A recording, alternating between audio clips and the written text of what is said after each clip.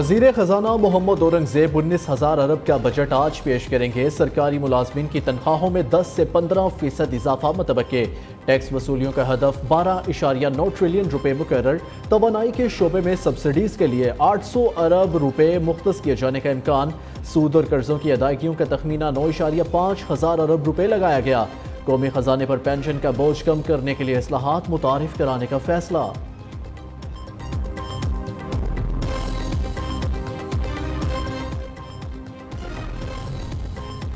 وفاقی کابینہ کا اجلاس بھی آج ہی ہوگا۔ اجلاس میں آئندہ مالی سال کے لیے فائنانس بل کی منظوری دی جائے گی۔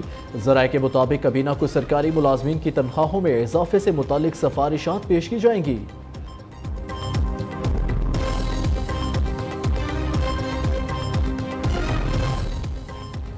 بجٹ میں درآمدی موبائل فون پر ٹیکس بڑھانے کی تجویز۔ درآمدی موبائل فون پر فیڈرل ایکسائز ڈیوٹی لگائی جائے گی۔ پیٹرولیم مصنوعات پر 5% سیلز ٹیکس عائد کیے جانے کا امکان۔ زرعی اشیاء، کھاد، ٹریکٹر اور دیگر آلات پر سیلز ٹیکس لگایا جائے گا۔ خوراک، ادویات، اسٹیشنری پر 10% سیلز ٹیکس لگانے کی تجویز زیر غور۔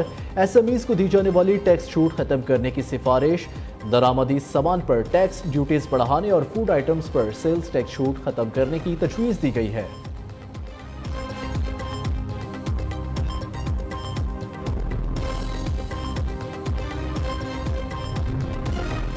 پیپلز پارٹی کا بجٹ کے معاملے پر حکومت کو ٹف ٹائم دینے کا فیصلہ۔ اداروں کی نجکاری کی بھرپور مخالفت کرنے کا اعلان۔ وفاق بجٹ پر مشاورت نہ کرنے کا شکوہ۔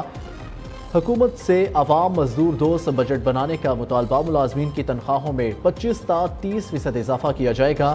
بالواسطہ اور بلا واسطہ ٹیکس کی شرح کم سے کم رکھی جائے۔ خورشید شاہ کہتے ہیں حکومت نے بجٹ سے متعلق کچھ بتایا، نہ ہمیں اعتماد میں لیا۔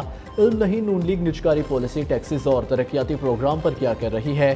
دوسری جانب بلاول بھٹو نے بجٹ سے قبل آج پارٹی رہنماؤں کا اجلاس بلا لیا۔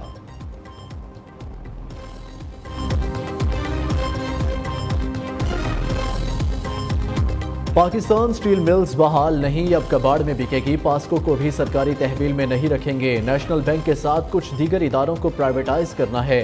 ہزاروں ارب روپے کا خسارہ برداشت نہیں کر سکتے، نقصان والے ادارے بیچ دیں گے۔ وزیر خزانہ نے واضح کر دیا۔ محمد اورنگزیب نے کہا پی آئی اے کی نجکاری جولائی اگست تک مکمل ہونے کی توقع ہے۔ کراچی اور لاہور ایئرپورٹ کی آؤٹ سورسنگ کا کام شروع ہو چکا۔ اسلام آباد ایئرپورٹ کی نجکاری کا عمل بھی آگے بڑھانا ہے۔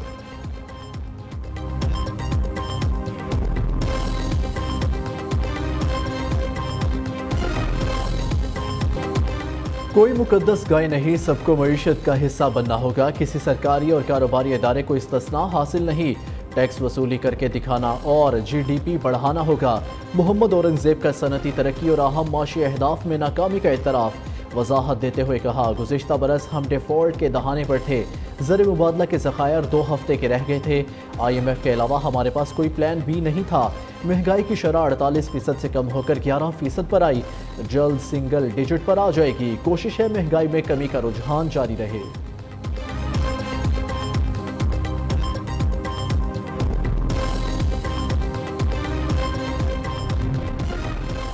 ملک میں ایک سال کے دوران گدھوں کی تعداد میں 1 لاکھ کا اضافہ۔ اقتصادی سروے کے مطابق گدھوں کی تعداد 58 لاکھ سے بڑھ کر 59 لاکھ تک جا پہنچی۔ گھوڑوں کی تعداد 4 لاکھ پر برقرار۔ بھینسیں 13 لاکھ اضافے کے بعد 4 کروڑ 63 لاکھ ہو گئی۔ گائیں کی تعداد میں 20 لاکھ کا اضافہ ہوا۔ بکریوں کی تعداد 2 کروڑ 2 لاکھ بڑھی۔ مجموعی تعداد 8 کروڑ 70 لاکھ ہو گئی۔ نواز شریف کینسر اسپتال کے پہلے فیز کی تعمیر شروع، 46 ارب روپے لاگت آئے گی۔ وزیر اعلیٰ پنجاب نے ہر ہیلتھ پروجیکٹ کی ٹائم لائن طلب کر لی۔ پہلے فیز میں بیڈز کی تعداد 100 سے بڑھا کر 150 کرنے کی ہدایت۔ مریم نواز کی زیر صدارت 3 گھنٹے طویل خصوصی اجلاس۔ C M Punjab special health initiative پر پیش رفت کا جائزہ لیا گیا۔ دور دراز علاقوں میں ڈاکٹرز کو اسپیشل الاؤنس دینے کی منظوری بھی دی۔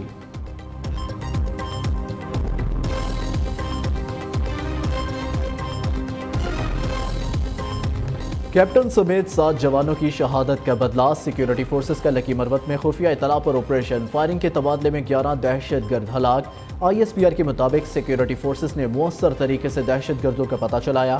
کارروائی میں دہشت گردوں کے متعدد ٹھکانے بھی تباہ کیے۔ وزیر اعظم کا 11 دہشت گردوں کو مارنے پر سیکیورٹی فورسز کو خراج تحسین۔ شہباز شریف نے کہا پاک فوج کے جوانوں نے جان ہتھیلی پر رکھ کر کامیاب آپریشن کیا، دہشت گردی کے مکمل خاتمے کے لیے پرعزم ہے۔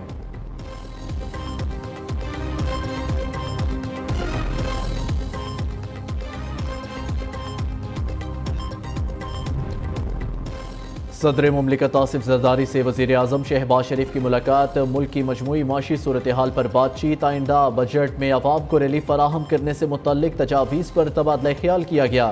صدر آصف زرداری نے کہا میاں صاحب بجٹ میں غریبوں اور متوسط طبقے کا خیال رکھیں، ملک کی ترقی اور معاشی اہداف کے حصول میں تعاون کی یقین دہانی بھی کرائی۔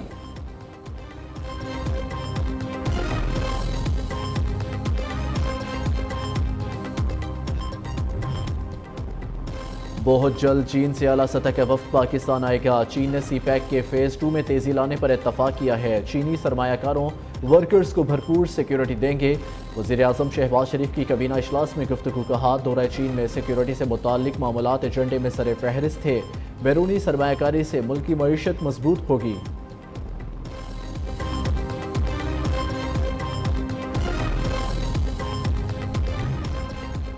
بانی پی ٹی آئی کی کارکنوں کو احتجاج کے لیے تیار رہنے کی اپیل۔ کہا دھاندلی کور کرنے کے لیے سب مجھے خاموش کرانے میں لگے ہوئے ہیں۔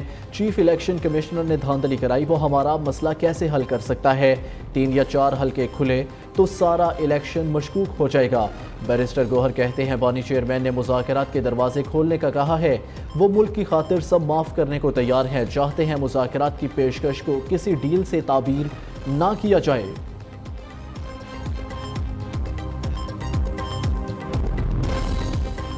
دھاندلی زدہ الیکشن کسی صورت قبول نہیں، ہر قسم کے نتائج بھگتنے کے لیے تیار، اگر جنگ ہے تو جنگ ہی صحیح۔ مولانا فضل الرحمان ڈٹ گئے، واضح کیا اڈیالہ جیل والے سے کوئی رابطہ نہیں۔ سربراہ جے یو آئی نے آئندہ لاہ عمل کے لیے عید کے بعد پی ٹی آئی سے مذاکرات کا عندیہ دے دیا۔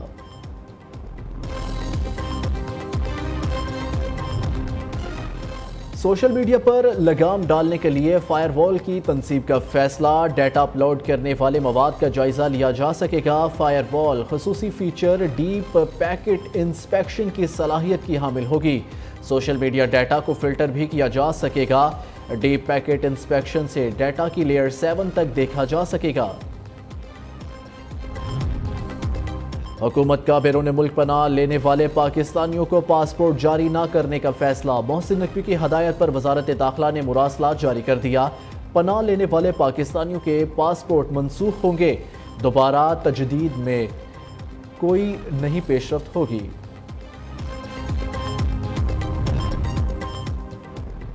عید الاضحیٰ پر 3 چھٹیاں ہوں گی، تعطیلات 17 سے 19 جون تک ہوں گی۔ وزیر اعظم شہباز شریف کی ہدایت پر کابینہ ڈویژن نے نوٹیفیکیشن جاری کر دیا۔ دوسری جانب عید الاضحیٰ پر ریلوے کرایوں میں 25% رعایت کا اعلان۔ مسافر ٹرینوں کے کرایوں میں رعایت عید کے تینوں دن ہوگی۔ ترجمان ریلوے کے مطابق مسافروں کے لیے رعایت کا اطلاق صرف کرنٹ بکنگ پر ہوگا۔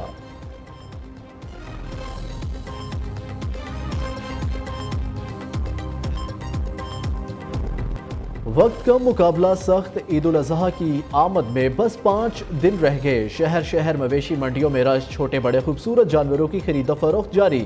کراچی کی مویشی منڈی میں ببلو اور شیرو کی جوڑی کی دھوم، شہری جانوروں کی قیمتیں زیادہ ہونے پر پریشان۔ کئی شہریوں کو مویشی منڈیوں میں جانوروں کے ریٹس گرنے کا انتظار۔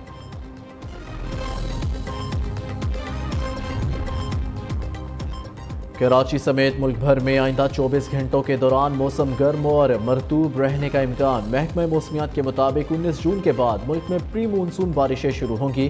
اس سال معمول سے زیادہ بارش ہونے کا امکان ہے۔